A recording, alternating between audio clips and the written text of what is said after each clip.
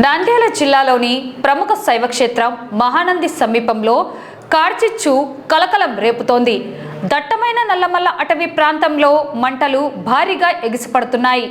ముఖ్యంగా మహానంది క్షేత్రానికి కూతవేటు దూరంలో ఉన్న అడవి అగ్నికి ఆహుతవుతుండడంతో అటు భక్తులు ఇటు స్థానికులు తీవ్ర భయాందోళనలకు గురవుతున్నారు.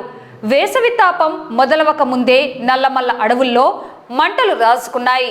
గురువారం రాత్రి మహానంది క్షేత్రం వెనుక భాగంలో ఒక్కసారిగా మంటలు చెలరేగి గాలి వేగానికి అడవి అంతా వేగంగా విస్తరించాయి. ఎండిపోయిన ఆకులు చెట్లు ఉండడంతో అగ్నికీలలు భారీగా ఎగిసిపడుతున్నాయి.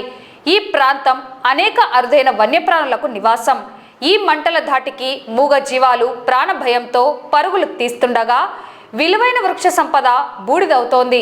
ప్రతి ఏటా ఇదే ప్రాంతంలో అగ్ని ప్రమాదాలు జరుగుతున్నా అటవీ శాఖ అధికారులు ముందస్తు చర్యలు చేపట్టడంలో విఫలమయ్యారని స్థానికులు మండిపడుతున్నారు.